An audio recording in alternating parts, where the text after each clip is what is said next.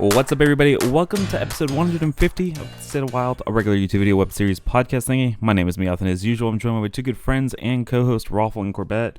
Guys, we took another week off, and I almost forgot how to do the intro. But 150 episode, special episode for a very special patch. Surely this time, Wild and Twist are saved. Yeah, if there's one thing I remembered how to do, it's say that Wild is saved, Twist is saved. Clearly, that is the case here. So.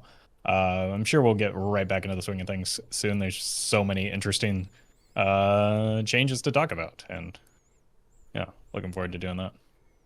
Yeah, I kind of forgot what to do with the podcast, so I listened to some old episodes, and apparently I used to say the words Quest Druid is broken a lot, so I'm just going to try and repeat that a few times and see how it goes.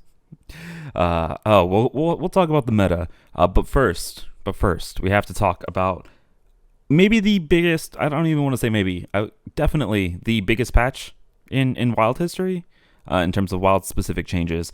So for those of you guys that have been living under a rock, last Thursday we got a huge balance patch with like 30 cards or so getting changed. So obviously we got a huge standard patch, but we also got a huge Wild and Twist specific patches. We're going to kind of split the episode into two here. Let's talk about Wild in the first half.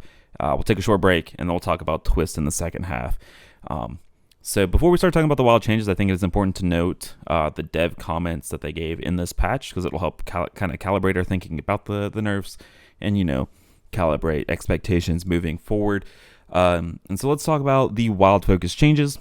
Caverns of Time was our first ever direct-to-Wild expansion. We don't plan to make regular Wild updates of this scale, meaning Caverns of Time, 135 cards. But some cards from Caverns ended up needing some adjustments, and that presented us with a special opportunity to make adjustments more generally. Wild is a mode that's inherently full of powerful interactions, but we still want the mode to feel like you're playing Hearthstone. That's why these adjustments focus on the biggest play experience outliers in the mode, decks that are frustrating now, and that if we didn't step in, would likely remain frustrating for a long time. There are some strong Wild decks that we didn't touch in these changes because, though they're powerful, they still generally fit in the Hearthstone mold. We found that Wild players often have different goals for the mode, so we expect that some players will wish we hit more or different things.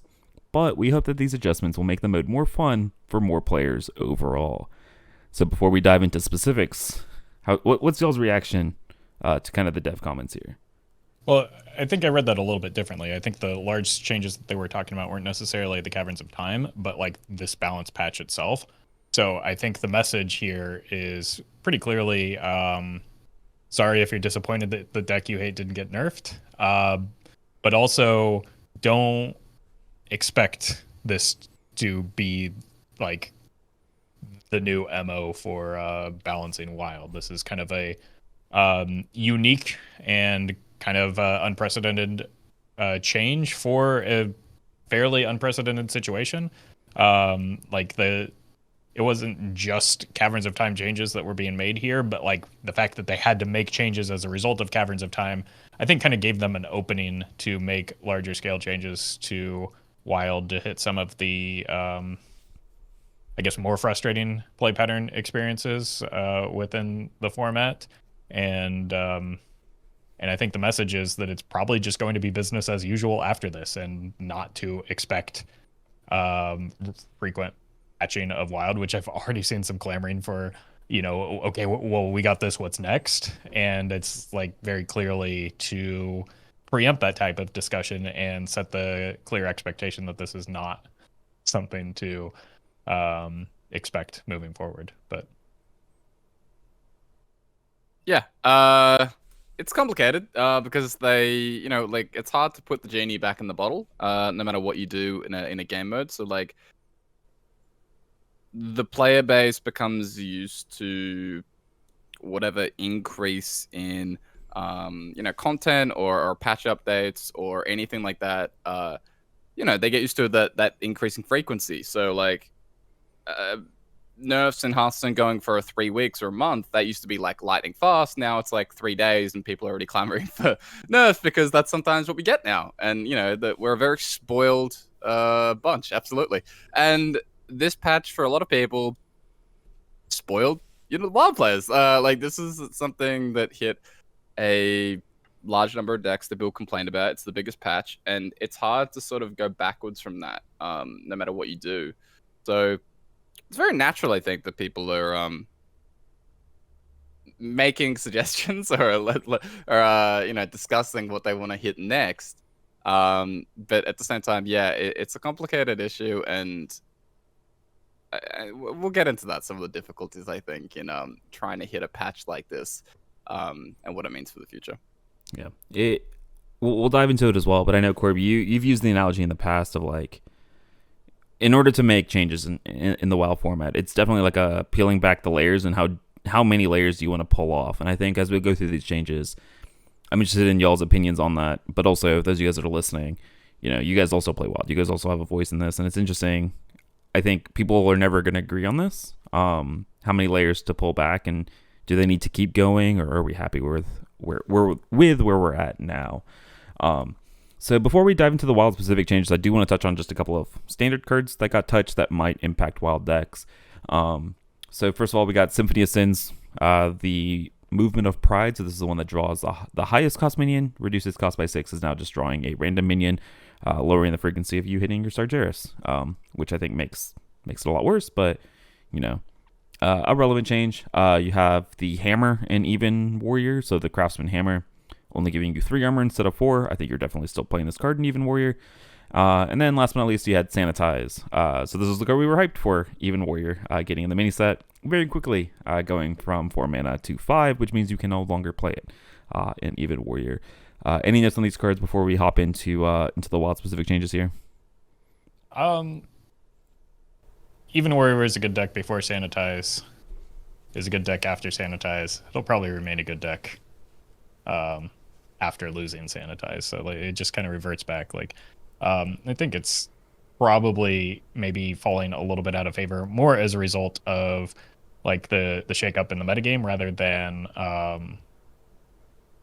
than because it's already got nerfed, right? I think the shift in the metagame is going to be more impactful to Even Warrior than the Sanitize nerf, absolutely, just because it lost a very popular deck that it was very strong into, so that's going to be more impactful than losing a card.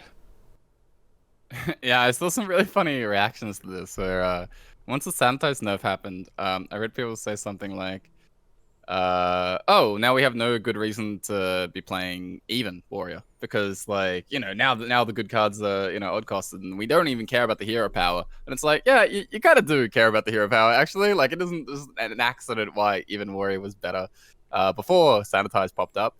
Even Warrior still is probably better than the alternatives, and like Roffle said, it was a good deck before Sanitize. It'll continue to be a good deck, but not as good as it was before. It does have one of the best answers to 8/8 Arcane Giants, which are running rampant throughout the format right now. So I don't know if that necessarily makes it a good matchup because you still have to draw your Bladestorm and you still have to not die before you draw that Bladestorm and then figure out a way to win to their next layer of threats. But it does have one of the single best answers to one of the more common board states that you're facing down in Wild right now.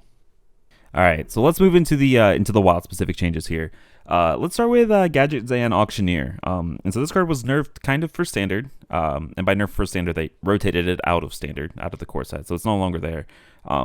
But in addition to removing it from the core set, they did bump the mana from 6 to 7. In conjunction with this card, I think we have to talk about Tony. Very popular deck, I think, at Higher Legend, Tony Druid. Tony Druid has been banned from Wild. So the combination of Auctioneer to 7 and Tony being banned, I think it's safe to say that Tony Druid no longer exists in its current form. No. Rip and Pepperoni's Tony Druid, long live Togwaggle Druid, because clearly everyone knows that this mana bump is actually a buff because now you can draw the Auctioneer off a Juicy Psychmelon, and everyone knows there's no way to reliably draw your Auctioneer before it costs 7 mana. Certainly not at the 2 mana range, which happens much earlier in the game. So clearly this is a buff. Yeah, good buff. Very excited to go play Aviana Kun, Auctioneer, Togwaggle stuff. Yeah. Seems exciting. Have you tried that? Have you tried that, Ruffle? No, that's one of the most you do. you do the auctioneer like either whether it's Togwaggle, whether it's Tony, whatever your combo is, you do it like once or twice, and you're like, okay, that's cool. I'm bored now. Like it becomes so uninteresting so quickly, and like this is coming from somebody who's used to love the old APM priest combos, and like this is just so monotonous and boring. Like every game, it just ends up being the same. So I'm glad it's gone. I don't care. Get out of here. I queued into the deck like twice in the past 30 days because robots don't play it. So it doesn't affect me at all because robots don't play it. But like it's such a dumb and boring play pattern. It was bad at the ranks that I played at because like it loses to the decks that robots do play. And so it just like it didn't affect me at all, but it's like, yeah, good riddance. The only thing I'm a little bit disappointed about is I would have preferred to just like have Tony and Wild still because like we're, what, 10, maybe 9 classes if you include the Sins of Demon Hunter are like suffering for the problems of Druid, and that doesn't feel good, right? Like there's some goofy things. I want to play like Alabaster Keymaster Tony Priest and just like resurrect those a whole bunch of times and do a bunch of goofy stuff, and now I can't because the card's banned. So I think there are better solutions that were like more Druid specific, or if you really wanted to hit Demon Hunter, more Demon Hunter specific, that would have been more interesting to me than just like outright banning Tony. Yeah, I thought about it, but for a deck that was churning through the entire list to go for an OTK, it was probably the combo deck that, now I think about it, reminded me the most of Ignite Mage, where it was just like card off the top, card off the top, card off the top, and the mana got so ridiculous that it kind of didn't really matter what you did in what order. A lot of time you were just like, a lot of times I just play it, I'd just be like, yeah, this nothing matter, and they're dead. So yeah, it got a little silly there. And that's that's why people probably hated it so much. But yeah, not upset about seeing this one change. Like, I guess it is weird to me that we're getting Tony banned and Auctioneer nerf simultaneously. It's like redundant, especially redundant. Yeah, especially two things that are weird about that. Auctioneer outside of like wouldn't be a problem without the Tony, and like it's a live card and twist. Like Miracle Rogue isn't good, but like you can play it. That's the purpose of twist, is decks like Miracle Rogue. So yeah, it's weird. It doesn't feel good. Like it feels like a double gut punch, I guess. Yeah, they really wanted to make sure that it was dead and stayed dead. That's fine. I want it dead, but they're more complete. There are other solutions that make it equally dead without like killing two kind of interesting cards and unique cards. Yeah, I think Funnel Cake was the kind of card I would have kept my eye on. I think Funnel Cake and Naturalize could have been both two for good targets that with an emphasis on Funnel Cake in particular. But like the deck existed before Funnel Cake. It's going to be real bad without it, but like people will still play it, and I think they just didn't want people to play it. Yeah, it is weird. I was going to say it's not the only nerf in this patch where they're targeting the same deck in multiple changes, that I feel like the changes aren't they don't quite mesh. They don't make the most sense necessarily from my perspective. I think I know what you're talking about, and I agree wholeheartedly. Yeah, I mean, let's move on to those said changes. Let's talk about Shaman. Poor old Shaman getting 3 wild specific targeted nerfs here. And let's start with the stupid Murlocs, those stupid fish, getting some mana increases. So Firemancer Flurgle, finally, after like 3 years, finally, eating a nerf for its sins, getting its mana cost doubled from 2 to 4. But that might not even matter, because even though Scargill is going from 4 to 5, the text on Scargill remains. So Flurgle will always cost 1. But yeah, the one-sided tutorable board wipe going from 3 mana to 5, and then the full Murloc kind of board spam getting delayed by a turn, with Scargo going from 4 to 5. So Shadowwalk Shaman, specifically the play pattern of the giant Murloc swing turn that also clears your board, kind of getting the targeted nerf here. Yeah, and I think they were good targets. Like, we've been talking about the problem, but like by nerfing them both in this manner and just simply increasing their mana cost, effectively you've increased the mana cost of Flurgle by one, of Flurgle Tox by one, right? Like I don't. I'm sure it's impactful because like you can't just do the turn 3 Flurgle Tox independent of the Scargill, which is good. But the problem is that like then that just makes the deck even more reliant on draw the Scargill, hit the Gorlock Ravager, win the game. And like so the variance between like what the deck does when it wins and what it loses is like is pretty stark, right? Like I don't know if that's necessarily good for a deck to be that feast or famine. It makes it worse, so people will probably play it less. It'll feel a lot worse, so people will probably play it less. But I think there's better solutions to this. Like I think both cards probably needed a change. I think maybe increasing the text on Scargill or changing the text there would have been more interesting. And then also changing the text on Flurgle would have been more interesting, and leaving its mana costs would have been more interesting. Just make Flurgle go face, and then like Murloc Shaman can still play the deck or something. I don't really play the card. Like just do something that like I don't know. There's an abundance of mana cost changes here, and mana cost changes, while often underestimated in terms of their impact, are still just boring. Like, and in this case, aren't really a complete change to the problem. Yeah, like I don't want to undersell how impactful that change has been, in terms of Shadowwalk Shaman and that Murloc package. That package, and that type of archetype, the full Murloc, looks terrible, like absolutely awful. Like it's a huge hit, but, and there's a but, it doesn't future-proof the thing, right? Like there's a very real chance, right? Like the Clownfish, and you still add Scargill out early, and you still play the Gorloks, and you still do the thing.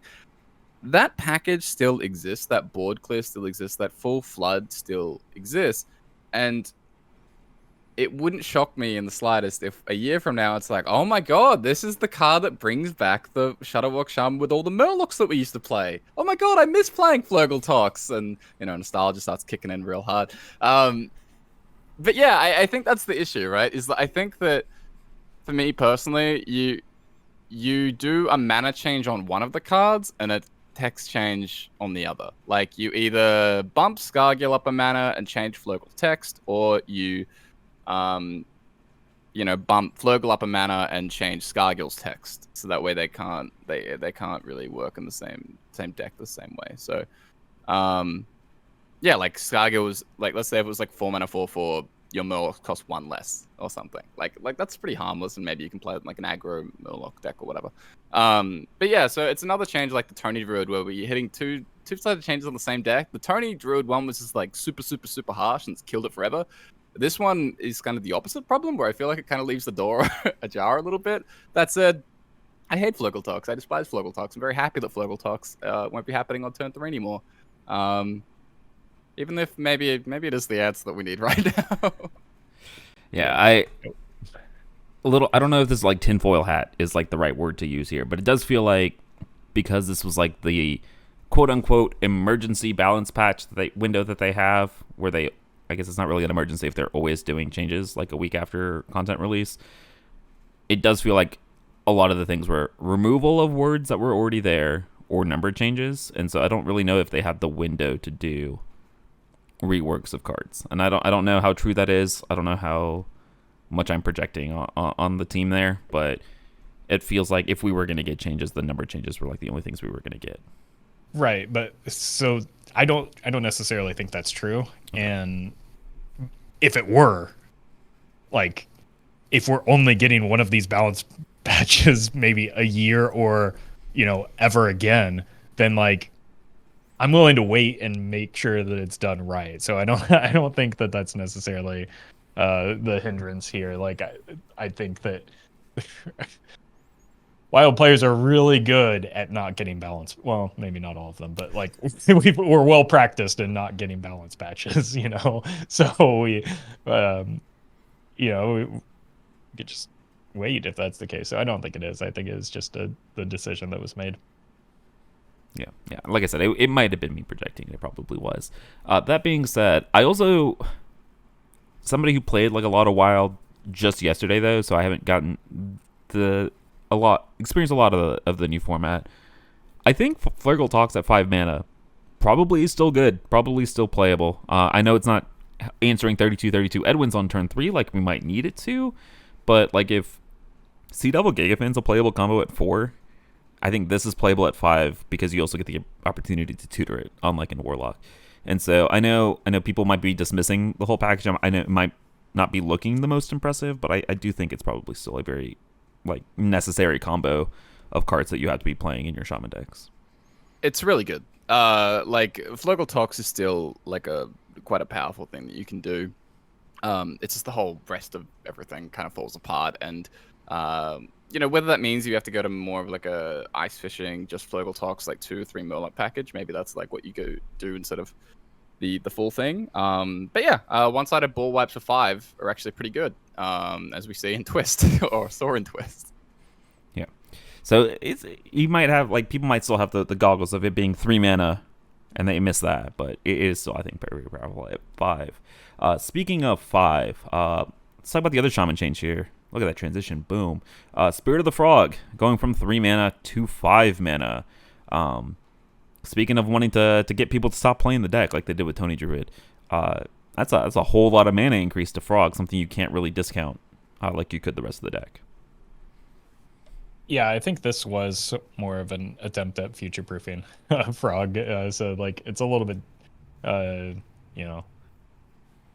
it's a weird contrast between this and the Murloc changes, because like obviously Flash of Lightning could have been a target. Flash of Lightning is what brought the deck back into prominence. That's an easy solution to just like ban it, but it's a temporary solution. Like Frog has been a card that has been problematic at various points, whether it was being pulled from Direct Thar or just like winning games on turn 3 is kind of a silly thing. Like inevitably, if Shaman was going to be a class that had low mana spells, as it's has since the beginning of time, there's going to be broken things that you could do with Frog, and there will continue to be broken things that you can do with Frog when it costs 3 mana. Like if you think about other classes that have low cost spells, can you imagine what Rogue would be like with a 3 mana Frog? Like that wouldn't have never lasted.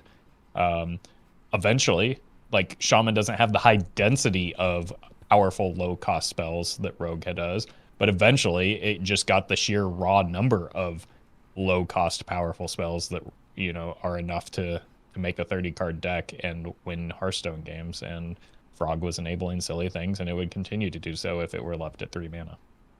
Yeah, and I also think it probably would have been too good at 4. Like I think there was probably a little bit too much risk in that not quite killing things off. But don't worry, it's very dead at 5. It's gone. You love to see it. Hell yeah. No, don't worry. Don't worry. We can just bring back the meat wagons. Then it comes out still on turn 5. Yeah, that doesn't seem very good, does it? Yeah. All right. Let's talk about a couple of other changes here. And so we've been talking a lot about decks that were really, really popular, within Legend. But they did want to help everybody else out. So Big Priest and Secret Mage, I know 2 of the most loved decks by the community, are also getting some changes here, getting some love from the devs. So Cabal Lackey. Cabal Lackey, kind of the premium 1-drop in Secret Mage for like forever, has been finally hit. So that the next secret you play this turn cost 1 instead of 0. Huge change to a deck that was not super great, but that people did not love to play against. This means that I cannot get rigged fair game on turn 1, which I love. I mean, or way less consistently on turn 1, which is nice. Yeah, like historically, the win rate of a turn 1 rigged fair game, and as a result, like the combination of the Cabal Lackey rigged fair game Mulligan Keep was outrageous, and just like reducing the frequency of that happening, forcing it to be on the coin. Like Cabal Lackey, because I face a lot of Secret Mage just because bots play that deck. just looks horrendous when it comes down on turn 1 now. Like from both my perspective and the opponent's perspective, while the bot like struggles to play a card and no longer can. But like it just performs so bad now. Like you don't have to do anything. It used to be so devastating, and now it's just like, okay, you made a 2-1, good job. And like, I don't know, do we sub it out for a mana worm and just like let the 2-drop do the same job that it used to? Do you need Cabal Lackey in your deck anymore? Probably a cut. Yeah, it's pretty bad. Secret Mage got hit, like, it's a brutal change. It wouldn't have been at the top of list for me in terms of going after wild changes. But like at the same time, it's a dumb card. Like I'm not really upset about it. But Secret Mage, pretty dead. I would say. It's also a bit of a weird like whiplash because they buffed Secret Mage for Twist with the Cabal Crystal Runner, and then like went back on that and nerfed a completely different card that's That is also in right, Twist. Yep. that's yep. also Twist legal, and not only as a result kill the deck in Wild, but then like doubly kills it in Twist because it didn't ever exist in that format. So it's like I think this is the one change where maybe you're seeing the shift in leadership exposed here, and that's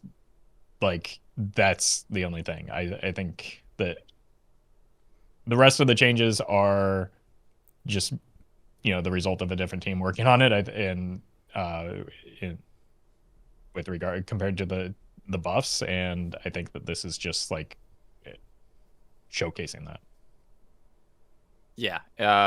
Lack of not quite on the same page. It feels like from start to finish. Then again, Caverns is probably the change is probably locked in like quite some time ago. But it is funny.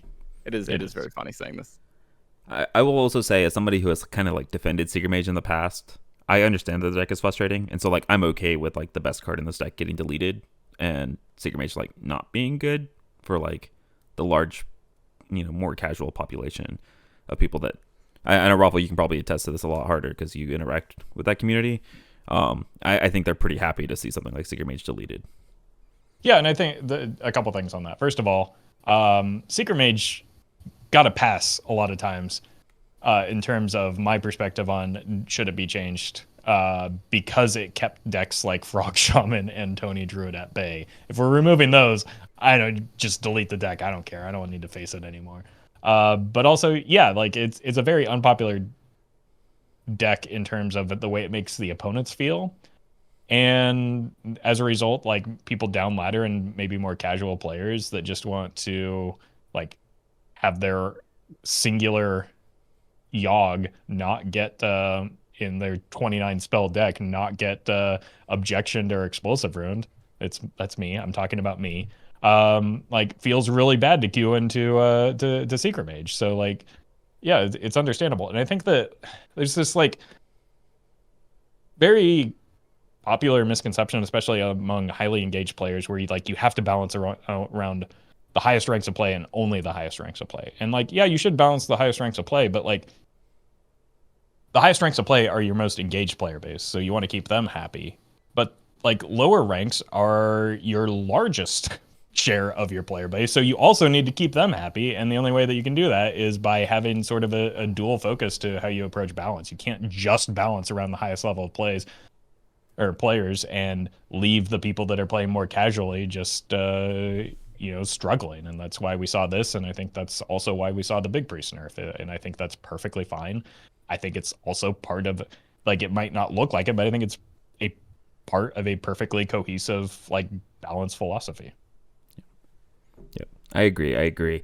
Speaking of that Big Priest change, let's touch on that real quick. So Shadow Essence going from 6 mana to 7, kind of in a similar vein of like, I don't know that this would be the card that I would have hit from Big Priest, but theoretically is slowing down the cheating out of the big minion by theoretically a turn, right? Depending on palm readings and stuff like that.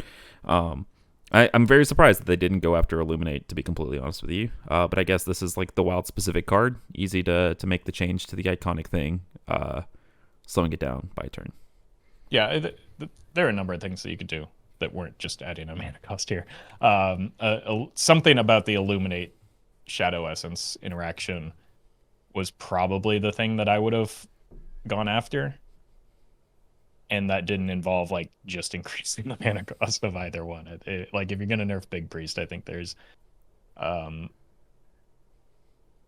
more complete ways to do it and more I don't know, things that make more sense to me than just increasing the mana cost and are more interesting than just increasing the mana cost, because a lot of the players that are getting hit by a turn 3 Neptulon that can't deal with it are still going to feel bad when they get hit by a turn 4 Neptulon and can't deal with it. So it's like it's a worse deck. It's highly impactful. The deck was bad anyway, but like the player perception was the whole point of the nerf to begin with, and you kind of you leave some people behind on that as a result of just like making it happen a turn later when that player that still isn't like can't deal with it on turn 3 is still not going to be able to deal with it on turn 4 and will still lose the game. Yeah. Again, yeah, I agree that I've probably gone for a different change, but I mean, I think in the end, I think this mostly accomplishes like what you want to go after, right? Like, I think this mostly gets the job done, even if it isn't perfect. Like, the deck becomes so much worse. People won't play it that much. Like, it'll probably be just like hanging around like 1-2% people still play it because, like, you think more? You think it'll be more popular still? I think you underestimate how many people will just shove games of Big Priest no matter how bad it is. That's been the one consistent in Wild Hearthstone, is that people will play Big Priest. I was gonna say that 2% of people is just people who didn't even notice the change. Like they logged in like 3 months later and it's the same deck and they just go. But maybe it's a bigger percentage of people than I was expecting. But yeah, it's fine. Again, like Lackey, no at the top of my list in terms of changes that I would have personally gone after, but at the same time, not really upset about this. Like Big Priest, Lackey, like I don't like these cards, so it's like, sure, I'm not upset. Right. And they're not necessarily targeted at, you're not the audience for these nerfs as well. So it's like, it's okay if they aren't high on your list, because they're not necessarily for you, in the same way that like Tony and Auctioneer aren't for the people that these nerfs are for. Yeah, come on, Corb. Not everything's about you. Come on. I will say, this makes my Amenthul Yogg Big Priest very sad. So, very, very sad to see that happen. That was a pretty fun deck anyway. You can still play it. Like, I will, because I love Big Priest. I'll definitely be jamming more games of that. Clipped. Yep. All right, let's talk about the last big change here for Wild, and that is Mech Warper. So Mech Warper getting banned in Wild, getting banned instead of reworked, I'm assuming because of Twist, right? That card is still legal there. Mech decks, theoretically, specifically Mech Mage, still legal there. So this not only nukes Mech Paladin, but it also nukes kind of Mech Mage, and to a little bit of a lesser extent, Mech Rogue as well. So kind of a massive, massive hit here with the Mech Warper change. Not one that I'm sad to see get banned, but one that's going to kind of have huge impacts on multiple decks kind of moving forward. Yeah. Yeah, no, I'm not upset to see this change at all, but it's like the Flurgle talks, it's a little bit of a careful what you wish for type situation, because Mech Paladin was at least pretty good at putting up a bit of a roadblock for Questline Druid that we talked about earlier in the stream. So it's like, yeah, like we got some broken stuff changed, but at what cost? It's also, it makes some of the other like Twist via or legal card changes a little bit confusing, like the Cabal Lackey and the Auctioneer. It's like, why is this one like okay to stay as it is in Twist but not Wild, but the other two needed to change? And I think it's just because like people are, I think it's reasonable. People are more likely to be playing Mech Warper in Twist than they are either Auctioneer or Cabal Lackey, because Secret Mage sucks and Miracle Rogue is not really in the format. So like, to that extent, I understand it, but it's like, you're kind of making Twist. I don't know. You're making Twist a little bit worse as a result of removing those cards when they're only going to be in it for a brief period of time. If we can wait for Mech Warper and a more complete change there, I think we could have waited for Tony and Cabal Lackey, especially since Cabal Lackey is effectively deleting the card and banning it anyway. Same probably applies to Tony at 7 mana. So it's like, I don't know. It's a little inconsistent, but either way, I look forward to what's going to be different with Mech Warper when it does come back. And my God, I don't know if you've queued into a Mech Paladin since the change, but it just looks anemic. It is horrendous. I haven't had the pleasure. I haven't, not yet seen it. The going back to Secret Mage, just one final thing. I mean, the fact that we are doing this, where like we're banning the Warper and we're nerfing the Lackey, it just like just brings about more confusion again about like why was Crystal Runner buffed again? It's like what was the purpose of this? Like even now with hindsight, this looks even worse. Yeah. But still, anyway, Mech Warper. This is gonna really affect my Snip Snap Warlock, so I'm gonna have to change strategies on that one. But I'm happy with this nerf. Yeah. I'm very, very, very, very happy with this nerf. Ban, whatever. I've been asking for a Mech Warper nerf. I went back and found old Discord messages. Apparently, like late 2018, I was like, "This is it. This is the one." And like, so it's been a long time coming, I think, and it's the type of card that only gets more busted over time, and it finally got to a pretty ridiculous point. I mean, yeah, we've seen it get more busted over time. Yeah. So I think a lot of people have been asking for the Mech Warper, change. Ban is happened now. I will say this ban made me think of you, Corb, and Sork Apprentice, where they banned this so that it could live in Twist, and I was like, well, you could like just ban Sork Apprentice, nerf it back to 2, so we could play like Tempo Mage in Twist. That would be kind of cool. But no, the girl stays 4. Yeah, I don't know. I have nothing really to add. Mech decks were not fun to play or play against. They were very boring, and game was over on turn 2 or 3, one way or the other. And super happy to see this band. Least to say on this than I think everything else. So let's take a bigger picture at Wild. So obviously we'll talk about the Discard Warlock changes in Twist because I think it was more appropriate there. But Discard Warlock was nerfed. Mech decks, Tony Druid, Shadowwalk Shaman, Frog Shaman, all kind of getting the axe in Wild. To a lesser extent, we saw Secret Mage and Big Priest, but those weren't kind of meta players at the highest ranks. Kind of the shakeout. You guys have talked about it already. Lots of 0 mana 8/8s and lots of Quest Druids hitting people in the face. I think is kind of the fallout that we've been seeing. Quest Druid, Miracle Rogue seem like the two biggest winners of the early days of the patch. Corp, feel free to correct me if I'm wrong here, but I don't really feel like there's anything that's kind of out there. And then the amount of quality copy pasta that comes out of these dev comments as well, where they wanted to hit decks that didn't feel very Hearthstone-like, and then we have 8/8s and Yogs and 30/30 Edwins on turn 2. I guess the Edwin feels very Hearthstone, but the rest of it doesn't. Same thing with Quest Druid, where you have 0 mana 4/6s and 8/8s and Yogs on like turn 4 that have also dealt like 17, 18 damage with hitting him in the face. It's really, really funny when you look at the context of the dev message. Yeah, have to put that out there. How you guys feeling about the kind of the Wild fallout from the balance patch? And then I guess I open it up as, did you guys feel like they missed anything drastic? I know, Corb, you kind of touched on that a little bit of not the things that you might have hit. So what would you have?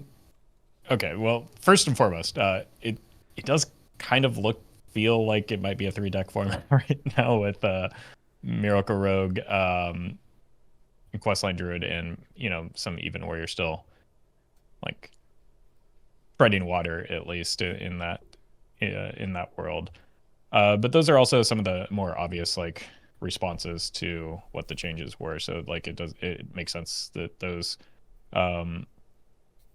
would crop up pretty quickly. And I think at least early on, the distance between something like a Questline Druid and a Miracle Rogue is maybe a little bit more narrow than what it was between like Disco Lock and other decks and something along those lines. Regardless of all that, I don't know. Things will shake out. Like we haven't seen that much since the nerfs have happened. I think another maybe big winner is even Death Knight does seem to be rising, not necessarily to the same level as some of those other ones, but it's like kind of looks like it might be a deck again. It got the plague stuff, and if Miracle Rogue and Questline Druid draw a bunch of cards, in particular Miracle Rogue draws a bunch of cards, you're going to draw those plagues pretty quickly. It served like plagues did a similar thing in against Frog Shaman, but like Frog Shaman wasn't popular enough for that to matter.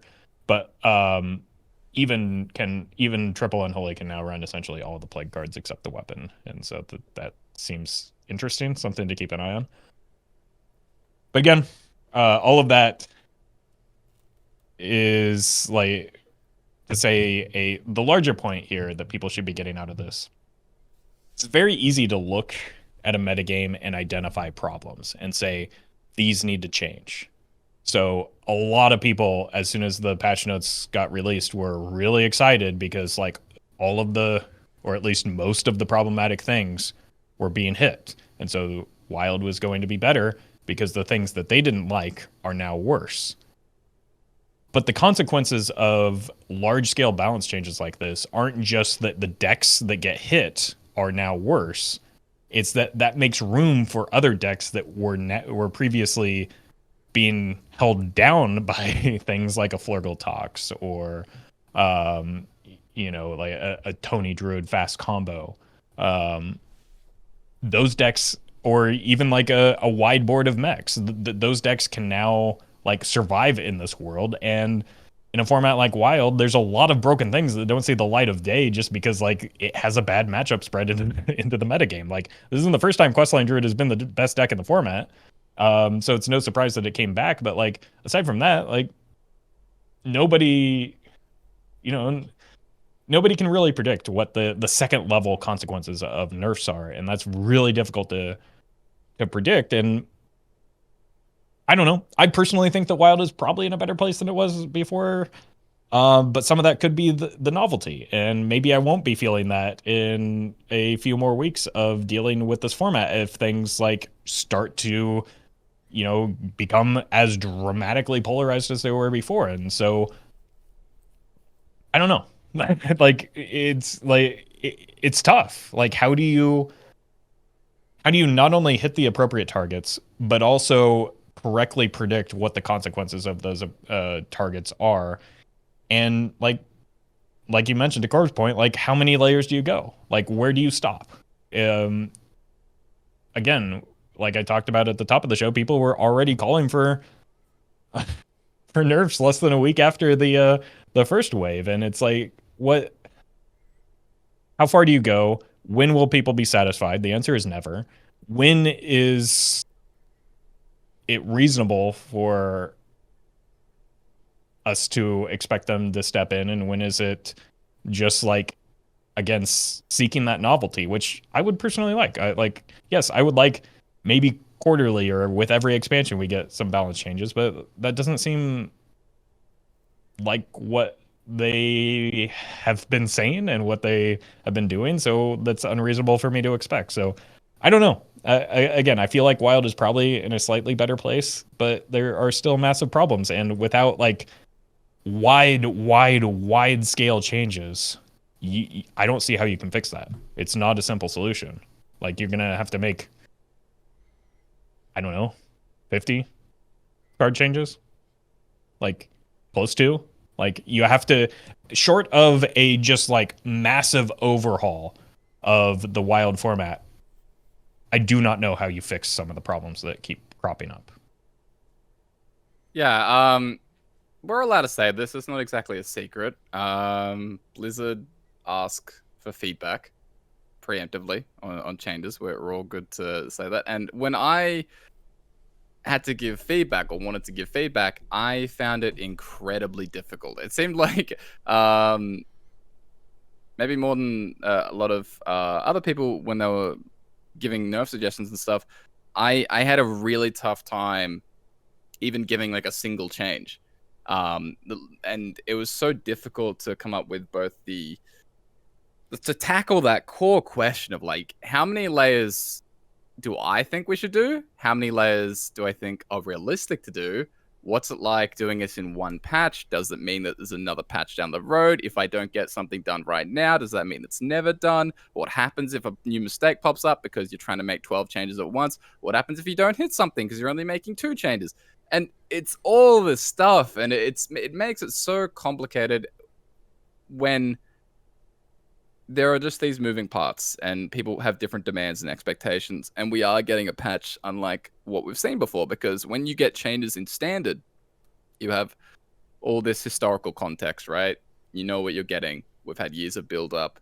Something like this is a bit unprecedented, so it does make it even more of a challenge. And Team 5 they're trying something a little different, right? Like they're kind of going for it with this one and saying probably where things land. You don't have to expect that they'll do this in the future. They were actually pretty explicit saying that, like, don't expect this. It might happen, it might not, but don't think it's going to happen.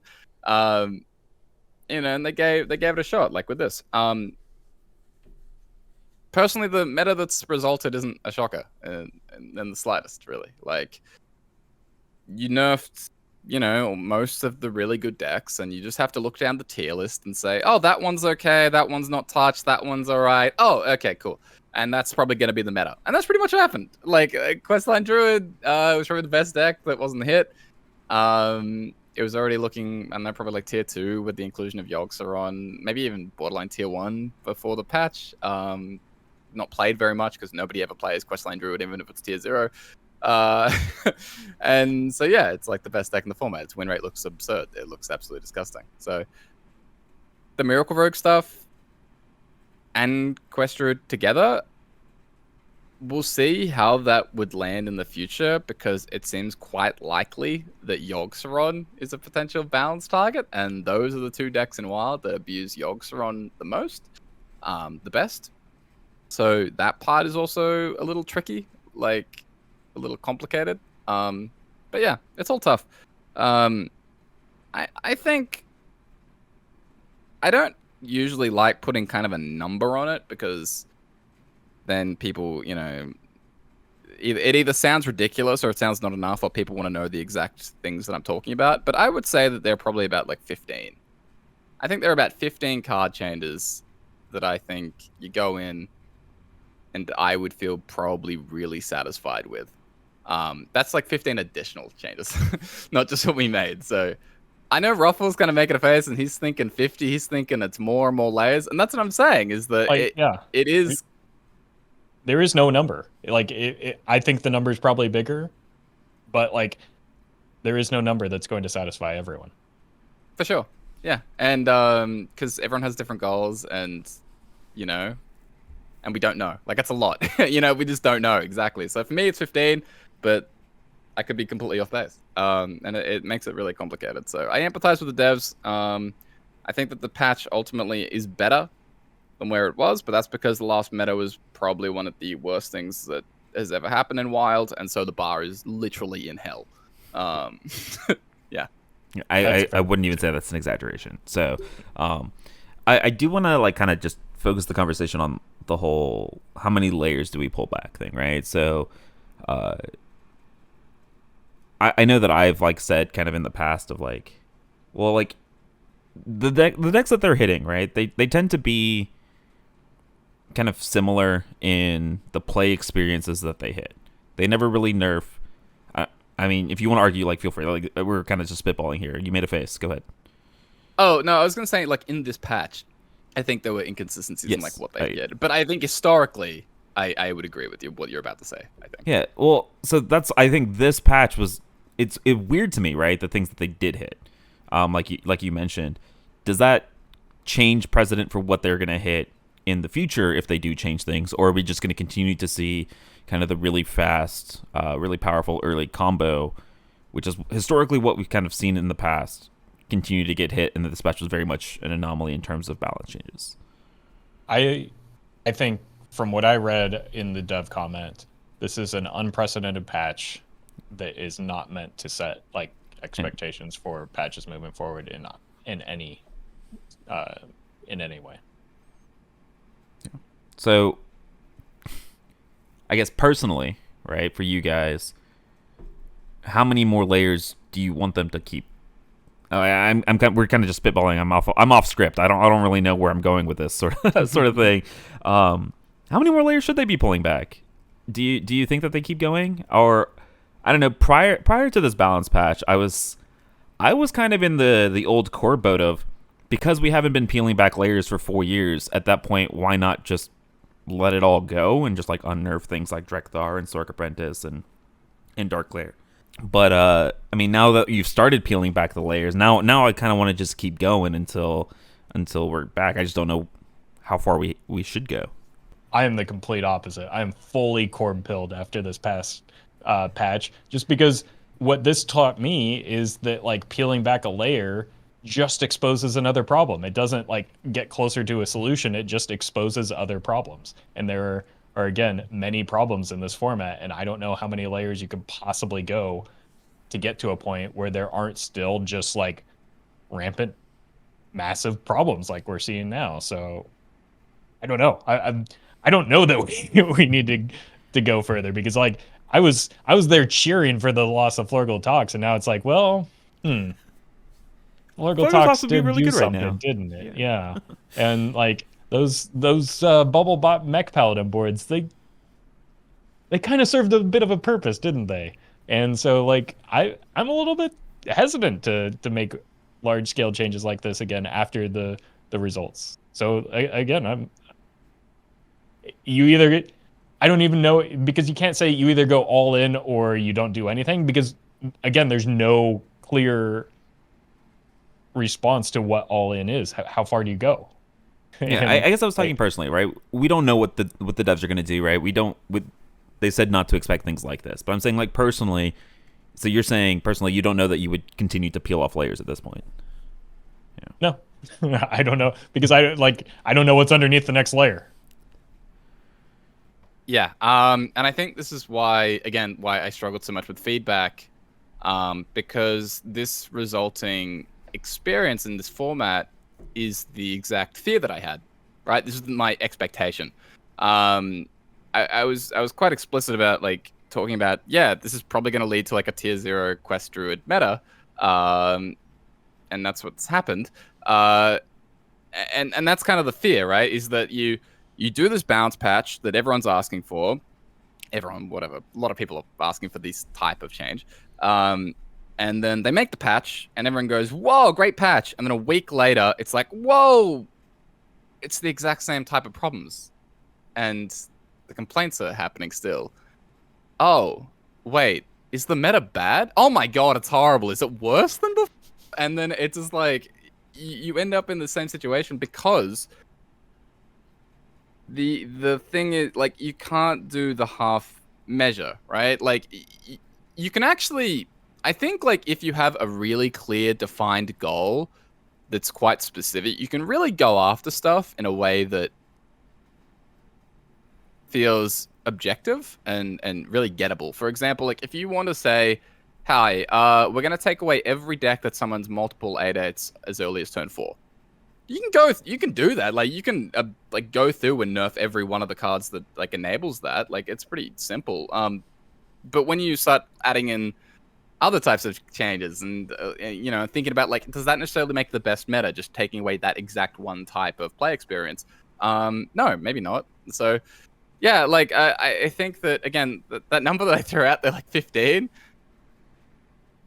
that's it. That's because it's like you have to make like a really, really, really big number of changes, I think, to really take away the ability for Questline Druid, to take away the ability for, I don't know, even Warrior to do whatever. Take away the ability of, you know, Demon Hunter summoning Roots, or some silly Radiant Elemental, Potion of Madness, Inner Fire stuff, and then the Quest Mage, and it just keeps building up, because those things are still there, and I didn't think it was realistic to peel back all of that at once, but there's still so much more to go. and this is the problem, right? And why I was in that, screw it, bring it all back, unnerf everything. Because you either, for me, go all the way, or you just, and if you don't, you kind of end up in the situation where everyone's summoning 8/8s on turn 4 anyway. Or you just kind of like bring everything up and make it be ridiculous. Again, I do see Roffle's point where it's like, okay, but what does go all the way mean? Like, what is that? What does that actually look like? And does anybody really know here in terms of card changes? I would go even further and say there is no all the way. That's exactly. like, Yeah. There's no distance you could go down the layers where it wouldn't result in the same type of thing, the same conversation that we're having now. Yeah. I push back a little bit. I push back a little bit on that. Because I would say I think Nathria, like pre-nerf Nathria, I felt like the majority of the population of WoW players were in a pretty happy spot in terms of what was seeing play and the decks that they were allowed to play. I don't know how much of that was tied specifically to Renathal itself versus like the decks that were available in the meta. But I think that there is a point where we've had pockets of a meta where people have been happy. I know that's weird to say in terms of the WoW player base, but there's been times when people have been happy. I feel like there are possibilities. I don't know that it's never going to be happening. I think there have been periods of the wild metagame where you were happy with the metagame and the audience that you've cultivated were maybe reflective of that. But like, there are a lot of complaints during that. Yeah, there are a lot of complaints during Barons when things were slowed down. Like all of those times that, like, I agree, I had great times in both of those, and those are two that we like harken back to as what, like, in metagames that we enjoyed.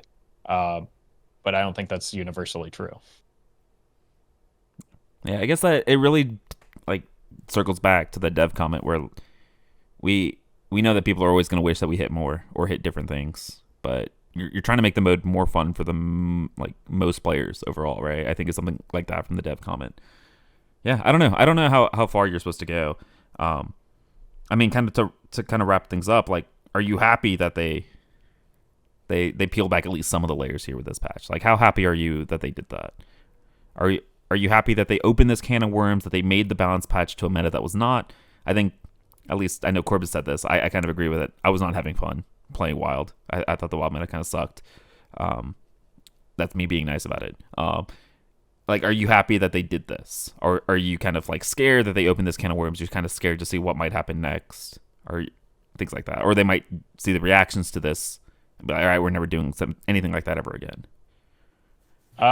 Yes to all of that. Like, I am, honestly, personally, I think this metagame is much better than the one that we had before, just because, like Corb said, it was so bad, man. Like, it was not good. And it was very not good across pretty much any rank that you could imagine, right? Like, there was never a point where people were having a good time on the Wild ladder. So I think this is like better, maybe if only marginally so, and maybe only by comparison, and maybe only because of novelty. We'll see how long that lasts when people start like actually playing Quest Druid down ladder, and like maybe that'll change in the near future. But for now, I'm glad that the changes were made. These are, a lot of changes that a lot of people, including myself, were championing for a long time and hoping that they would make for a long time. So yeah, we got what we wanted. I don't know where to go from here. is the problem. And I like, again, seeing the consequences of it now make me hesitant and skeptical that it's the right move moving forward, outside of something like as egregiously broken as a disco lock or something that's completely dominant and stifling, or just as unfun as Frog and Tony Druid were. Like, outside of rare instances, I don't know anymore. I'm happy with the balance patch. Because, it dug into serious long-term issues that I think were going to exist in the format, things that were not very fun. And for that reason, yes, getting rid of that stuff, good. I didn't touch WoW for like 3.5 weeks. Like, I was completely out. It was about as out as I've ever been on the format. So for me, again, the bar was in hell. Like there was zero patch they could have made outside of buffing Chamber to 1 mana that would have made me like disappointed. Like that might have been it. So outside that, it's fine. But yeah, long term, I am also hopeful that they are potentially open making more changes in this format. But again, it's just this is such a long build up of time and what happens when something like Political Sharks exists so many years, and it isn't changed, originally, like back then, like initially, it just becomes this long persisting issue. And that's not just true for Political Talks, it's true for like everything that basically got hit, like Cabal Acquiescence. Like these are really long term issues, and so it just becomes like the issue just looks so huge when you have to tackle it and peel it back, and all of a sudden there are still all these other things underneath, whereas maybe those things underneath would have been the things that got hit now if you weren't busy doing these lackey and essence changes that people might have been asking for in 2020. But yeah, I'm hopeful. It's hard for me to be disappointed necessarily about the outcome of the format, because the outcome feels quite clear. And I don't think it's necessarily the worst position for the format to kind of pause in, the worst zone. Even if it's not quite perfect, obviously. Yeah. All right. I think this is going to be a good point to kind of pause our conversation here about Wild specifically. I know this is like a very deep topic. Maybe we'll revisit it in a future episode. But I know people out there listening probably have a lot of things to add to this. So if you guys want to leave some comments down below or join the Discord to have the conversation, you can feel free to counter any of the arguments or bring up some other ones. Yeah, I don't know. I am kind of in the same boat of you guys that I don't really know how I feel about this patch yet. I'm back to playing Wild, like you said. I also listened to my own advice and just didn't play any Wild or Twist for like 3 weeks because I wasn't having fun. But now I'm back and I'm having fun. I don't know, like you mentioned, Roffle. I don't know how much of that's novelty or the fact that like the decks that I despise playing against are no longer there. But yeah, we'll see. But for now, we're going to take a quick break, and then we're going to come back and talk. We were only halfway through all these massive patch notes. We also have a bunch of Twist to talk about, so we'll be right back. All right, welcome back. Let's talk about some Twist changes, guys. We've got some more dev comments here. So for the Twist focus changes, we've seen that Wonders format was faster than we wanted, not leaving much room for some of the cards that were evocative of this Wonders era. The adjustments in this patch are targeted at weakening the format's clearest power outliers, and at the same time, buffing some late game payoffs and control tools. We hope that these changes, plus next month's Twist modifier, will allow some room for slower strategies to exist in the format. So again, we are recording this in the new month. That means you guys can be building Twist decks with anywhere between 30 to 40 cards, and then your health total is going to match the cards in your deck. I had a lot of fun yesterday pissing off Twitch chat by building a 39 card deck. Oh, you monster! You just pissed me off. What are you doing? Exactly. There you go. Effect is working. But I have seen anywhere from like 32, 34, 37 cards as well. So people are doing everything. These are the same people that like have 6 one-ofs in their deck, and they just like filled them out, and that's the only reason. Just one of those cards is better. Just like either. I've yet to see a convincing argument for why you wouldn't either just do 30 or just do 40. I gave you the perfect reason to piss off Twitch chat. That's the only acceptable one. I feel ill. But my opponents that I've been queuing into with 34 and 36 cards are probably not streaming to people to piss them off. They might be. It might just be in Discord. You never know. Come on. Yeah, let's talk about some of those changes, though. So if you guys haven't seen the VS report, for the Twist format, it's a very funny VS report. No, 4 decks exist in this format. So you had Control Warrior, you had Discard Warlock, you had Patches Hunter, and you had like a million different variations of kind of Rogue. So Jade Rogue / Cthulhu Rogue / Jade Cthulhu Rogue, yada yada yada. So basically a bunch of hits to those 4 decks. I know the idea has been brought up where you had to hit things multiple times because they were that oppressive. So it looks like they have listened to Corp's advice and done just that. So Discard Warlock, let's start with there. I know we joked that you could just swap the numbers on that Warlock location when it was released, and it would probably still be a really busted card. They did in fact do exactly that, where they did just swap the two numbers. It is now a 3-mana location with 2 durability. I have to be completely honest with you guys. I played some Twist before the new month came out. This card very much still felt like one of the best cards in the format. Shocking. Who could have seen that coming? 3-mana location. I'm gonna run through the rest of these Discard Warlock changes, then we can talk about that deck. Dark Bargain. It originally got its mana cost cut in half. That was a little bit too much. It's been bumped up from 3 to 4.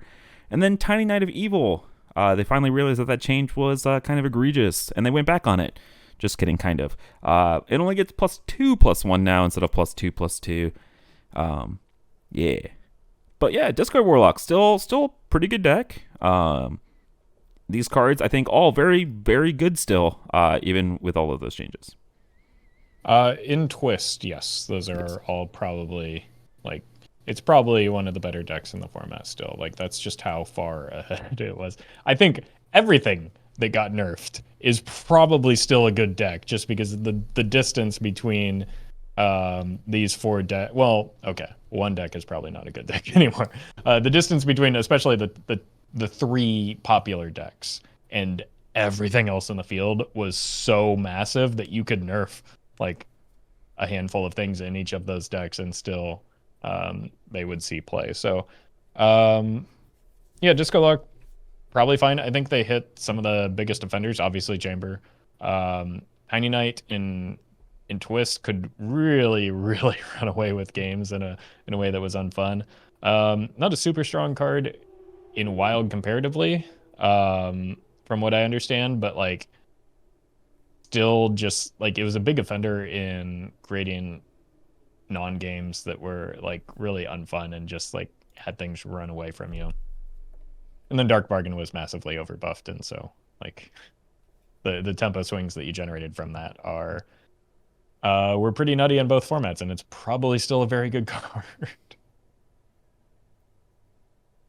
I mean, Roffle, which of the 4 decks do you think is the worst? Oh, well, I was gonna say the Hunter one, but is it actually ooh. It can't be Warrior, right? Warrior's gotta still be good. So is it Rogue? He's about to hit you with the Discard Warlock is now the worst out of the 4. Is he? Yeah. Oh. Yeah, it's the Disco Lock. The Disco Lock. Yep. That was a big surprise to me.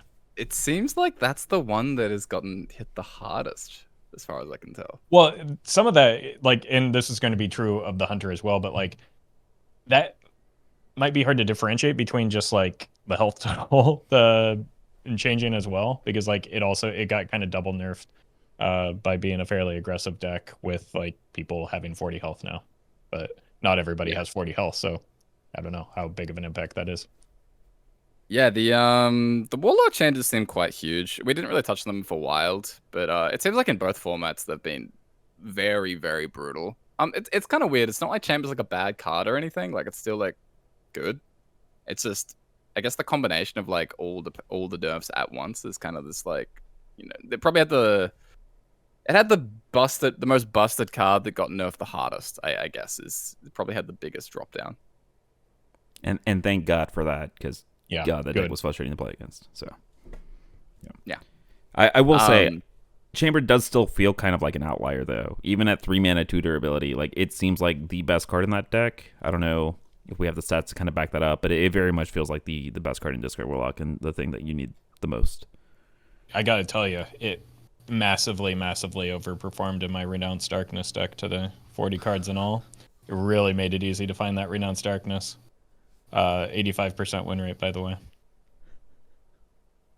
I was going to ask, was it 100% win rate when you had the Renounce? I would expect so. Yeah. I said one of the only games the only game I lost was because I couldn't find the Renounce early enough, because I didn't find it like it. Oh no, never mind. I renounced too early. I renounced too close to the sun. It's a high skill cap Renounce deck. You gotta time it to perfection. Right. You really do. You do. But yeah, the Twist. The changes have been kind of. I don't know. Like, Rogue is really good. Okay, let's start there. Like, Rogue is still really, really strong.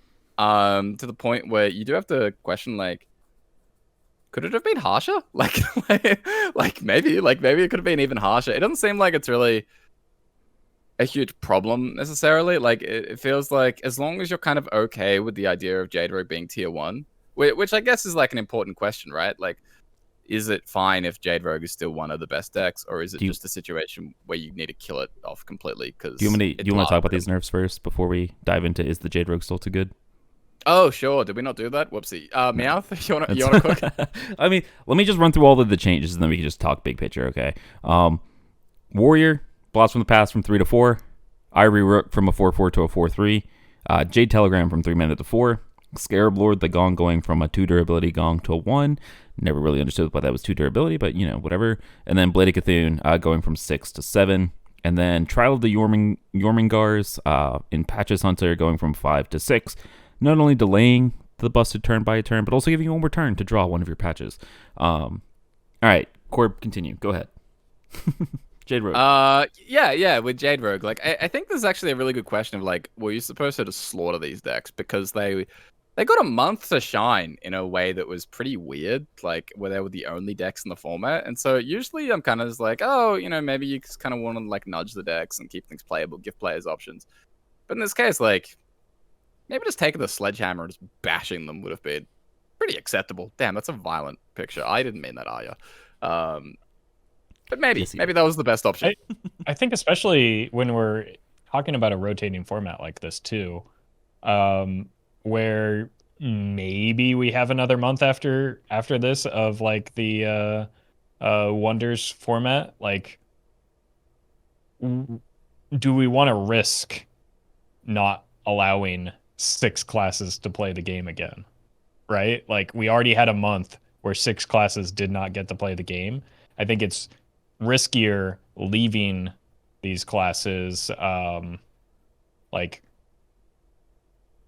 decent, like, good, right? Yeah, good, and leaving the remaining classes behind as a result of that. I think that's actually a bigger risk in this instance than over nerfing something, and especially with, like, I don't know, Rogue in particular. It's also kind of banking on it has the Cthulhu package as a backup, which is all neutral. It can do some things. I think, like, I don't know, Blade of Cthulhu, I feel like could have gotten hit even a bit harder, just because, especially, I feel like that card is single-handedly preventing other classes from wanting to play Cthulhu, just because, like, it punishes you for being ahead on buffing your Cthulhu. If you drop an Ice Stalk and you haven't seen both copies of Blade of Cthulhu, you are losing that game a large majority of the time because you're just feeding their Cthulhu. So things like that, where in addition to, like, the Jade stuff just being powerful, Sprint being the best form of card draw in the format right now, and constantly giving the class hand advantage, like the combination of those things, I don't know, probably could have been adjusted in a way that allowed other classes a chance to find a footing. Yeah, I do want to add it real quick, is that there's a very good chance that Rogue just isn't that good. Like, it's very vibes based because there's not really much information out there, and it is kind of a really nice genuine throwback to the pre-data era of Hearthstone, where people really didn't have the same net decking and the same information flow. No one's playing Twist, so it's fine. Now we have no information to work with. You can be a lot more creative and go figure stuff out for yourself. Yeah, you can win almost all of your games with Renounced Darkness and Jade Cthulhu Shaman. Like, yeah, it's very open right now. That's how you know the format is great, right? When you can win games with Renounced Darkness Warlock. Come on. Yeah. That's the only marker of what a good format is. But, like, yeah, I think that's a fair point. People are going to default and just kind of fall back on what they were playing before, even after the nerfs, just because, first, card acquisition is still a problem. Like, that's the risk of over nerfing a deck like Rogue. Somebody spends a lot of their resources to craft Rogue. They get to play it for a month. It's way too busted. It gets nerfed now it's unplayable in the second month, that would be pretty devastating for somebody that doesn't have a lot of dust, and probably turn them off of the Twist format for the entire future of its existence. So I guess that would be the risk. But like, yeah, people are probably just going to default to what they were playing until things settle a little bit more. But like, to your point, it's hard for things to settle in a month-long format where we don't have a lot of data and we don't have a lot of people like playing the format. Yeah, I will say I think the outlier, a couple things. The outlier for Rogue very much feels like Sprint in a format where Acolyte of Pain feels like the best neutral card because drawing cards is that premium. So yeah, Sprint I think would be my nerf triggered if you do further nerfs to Rogue.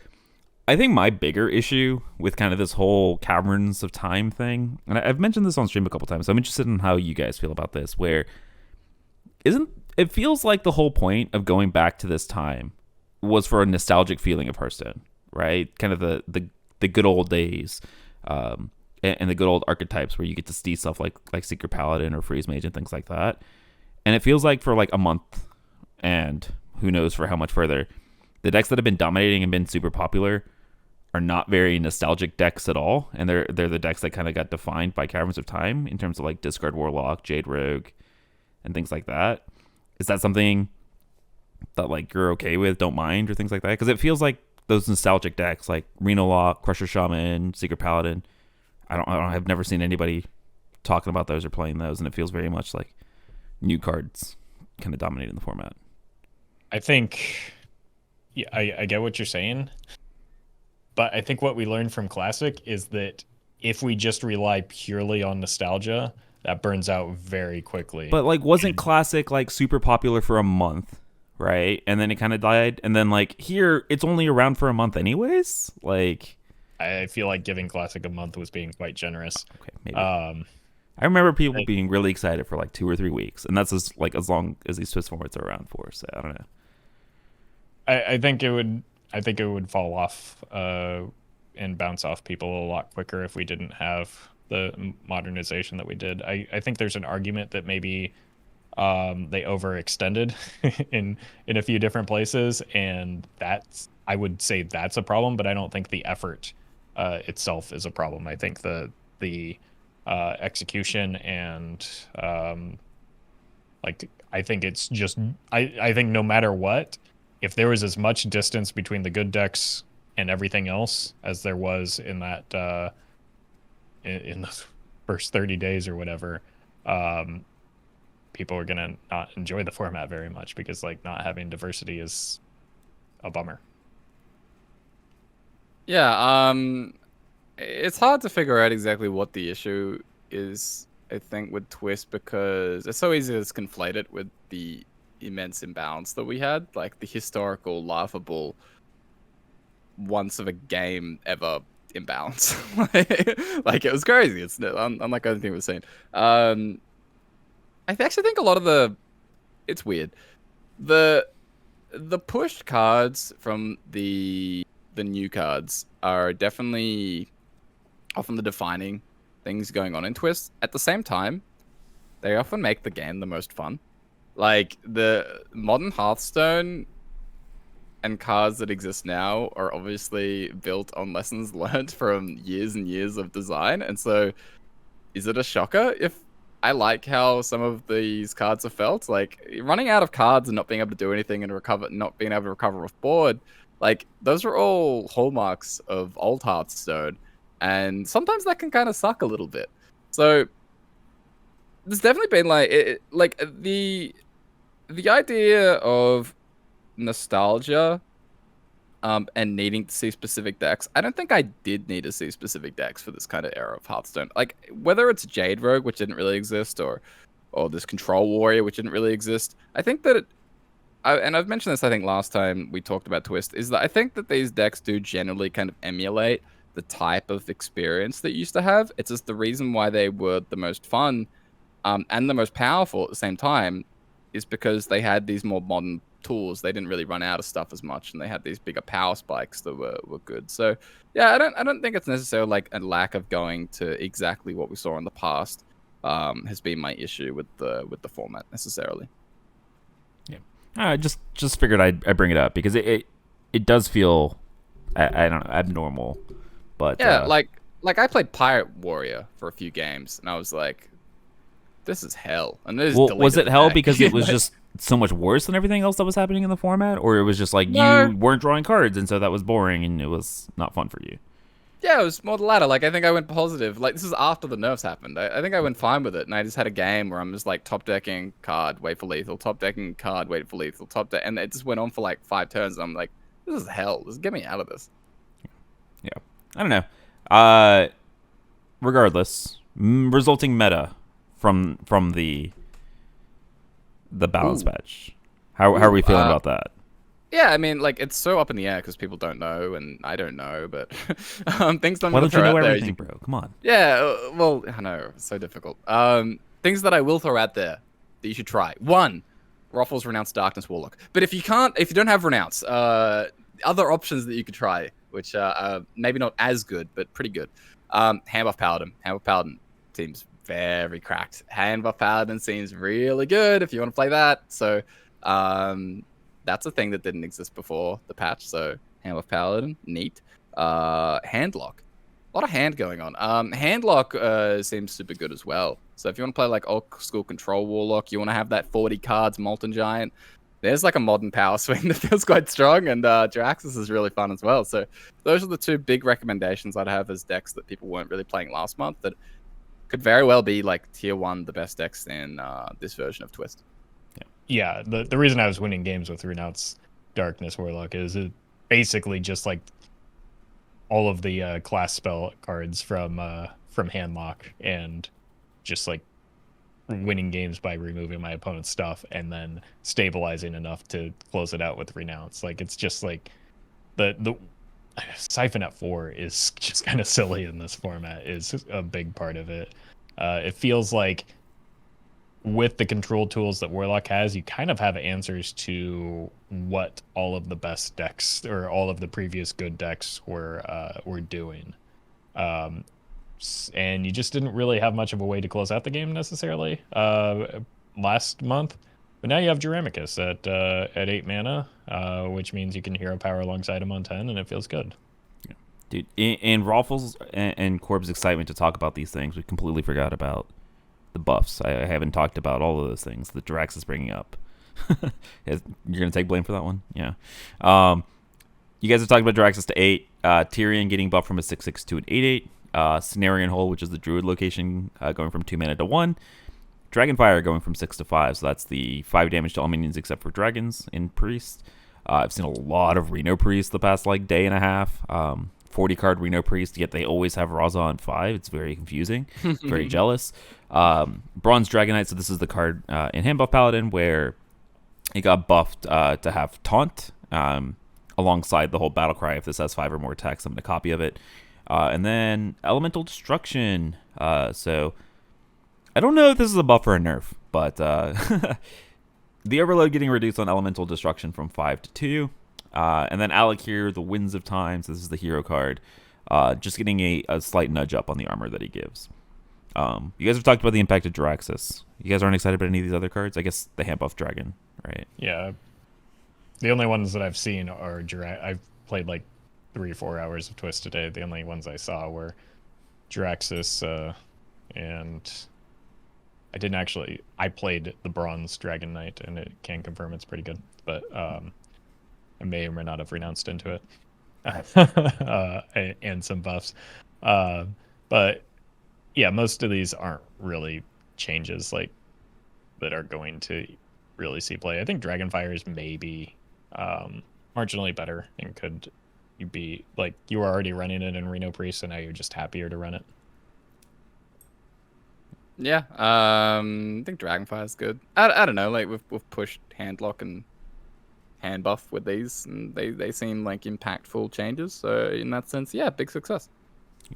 All right, so we'll tune back in next episode, and we'll talk more about twists and the tears that are ruining that format, because inevitably, something will happen where Jade Rogue is now 80% of games and terrorizing the format, right? It always happens. No, it's not. Stop that. Dude, I have to give people something to look forward to. Come on. It's next month that happens, but don't tell anyone. No, so when they remove that 40 health. Yeah, true. All right, guys. Thanks for tuning in to a super long episode where we talked about Wild and Twist. Speaking of Roffle and Corp, thanks for joining me to talk Wild and Twist. Hope you guys are having fun with the new stuff. Let the people know where they can find you and your content. Yeah, you can find me continuing to renounce the darkness at twitch.tv/Roffle and daily YouTube videos as well. And you can find me at Twitch with Corbett or Corbettgames on Twitter and YouTube. And you guys can find me at GetMeowth on all those platforms. Thanks again for all of you guys that listen to every episode all the way to the end. Appreciate you guys a ton. Again, if you guys have any comments about Wild or Twist with these balance patch, if you want to let us know how many layers they should actually peel back, let us know down in the comments or join the Discord to have some discussions there. Thanks again for listening. Thanks again to these two for joining me, and we'll see you guys again next time. Later.